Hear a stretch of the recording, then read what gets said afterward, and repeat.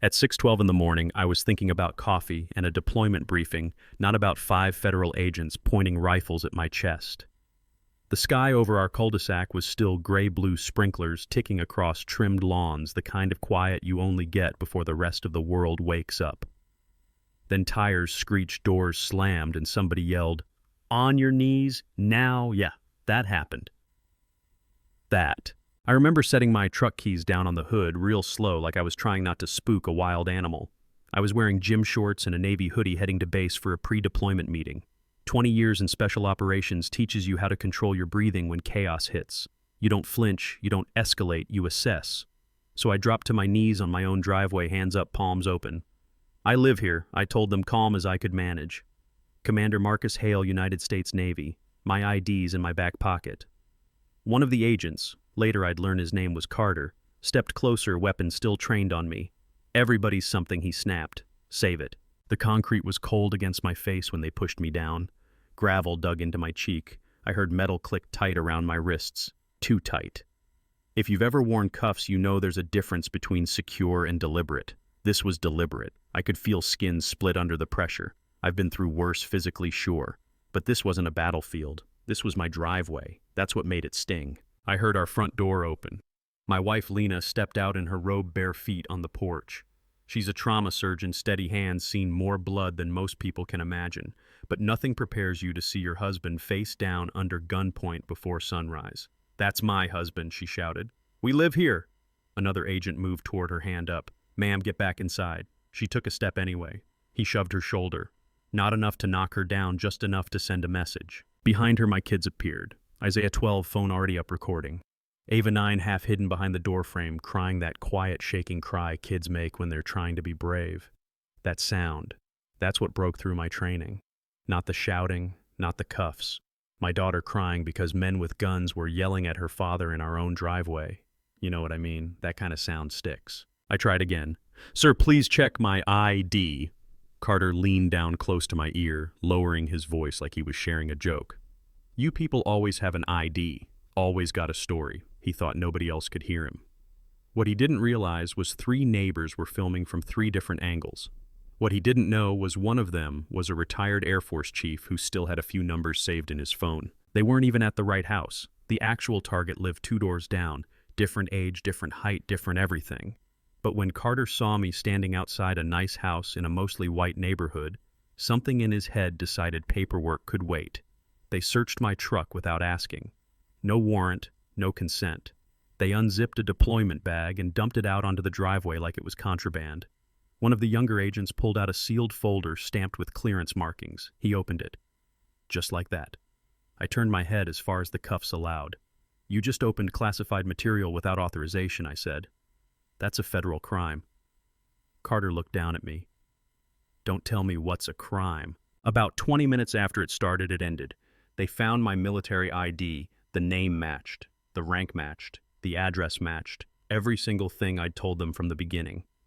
Carter uncuffed me without apology. My wrists were raw blood running in thin lines down my hands. He leaned in one last time. "If you make this a problem, it's your word against 5 federal agents." I stood up, slow, looked him dead in the eye. "Every second of this is on camera," I said. "I don't need to make it a problem." "You already did." The SUVs rolled away like nothing had happened. The street went quiet again. Lena ran to me, grabbed my hand, saw the cuts. Isaiah was still recording. Ava wouldn't let go of her mother's leg. That was the moment it hit me. Not anger, not even humiliation, but this deep ache that my kids had just watched their father treated like a criminal on his own property, and there was nothing I could do in that moment to stop it. Now here's where most people assume it fades into paperwork and apologies. That's what usually happens, right? But Carter made 2 mistakes. First, he opened that classified folder. Second, he lied about everything in his report. He wrote that I refused to identify myself, that the detention was lawful, that force was minimal. Meanwhile, the footage was already circulating. Local news ran it by noon. By midnight, millions had seen a decorated naval officer bleeding on his driveway while his daughter cried in the doorway. My command saw it. Naval investigators got involved. When they realized classified material had been opened on an unsecured driveway, the whole situation escalated fast.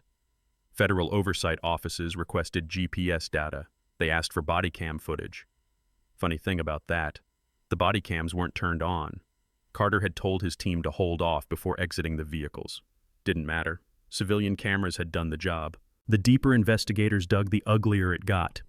Carter had a history, wrong addresses, aggressive raids, complaints that somehow disappeared. But his arrest numbers were high. Supervisors liked that. One internal email surfaced from a regional director saying Carter produces results. A few complaints come with the territory. That line didn't age well. It got read out loud later in a hearing room where cameras were rolling. Lena and I hired a civil rights attorney, Rachel Monroe. Calm voice, sharp mind. She filed a federal lawsuit citing unlawful detention, excessive force, illegal search, racial profiling, emotional distress, and unauthorized access to classified materials. The complaint was thick. Videos, GPS logs, the original operational briefing showing the correct address 2 doors down, Carter's report contradicting what the world had already seen. When I testified months later, I didn't raise my voice. I didn't need to. I described kneeling on my driveway the way I'd describe a mission debrief. Clear, precise. I've operated in combat zones where the rules of engagement were stricter than what was applied in front of my home, I said. Lena spoke about Ava's nightmares about Isaiah refusing to play basketball outside before sunrise anymore.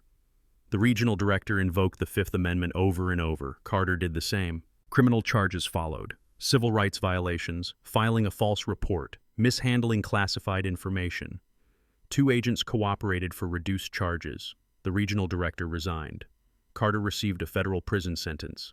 The field office was placed under independent oversight. The civil case settled for millions. Careers built on aggressive numbers and buried complaints collapsed under the weight of 4 cell phone cameras. But here's the part people don't always talk about. I went back to work. I deployed on schedule. I did my job. I came home. The scars on my wrists healed. The ones on my kids took longer.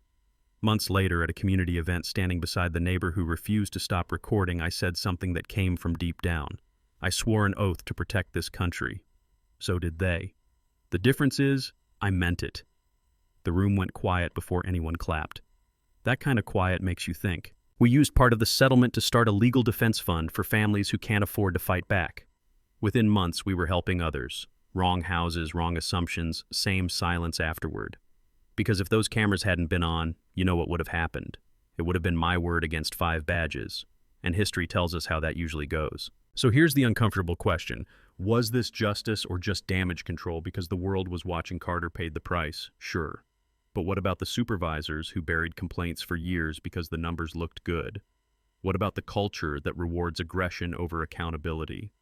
And what about the times nobody presses record? I'm not telling you this story for sympathy. I'm telling it because sunlight is the only thing that keeps power honest. If you've ever witnessed something that didn't sit right and wondered whether to speak up, maybe this is your sign. Drop your thoughts in the comments. Was this justice served or a system scrambling to save face? Have you ever seen authority cross a line and felt that knot in your stomach? Let's talk about it. Because the next time sirens echo down a quiet street at 6:12 in the morning, the difference between truth and silence might come down to who's willing to hit record.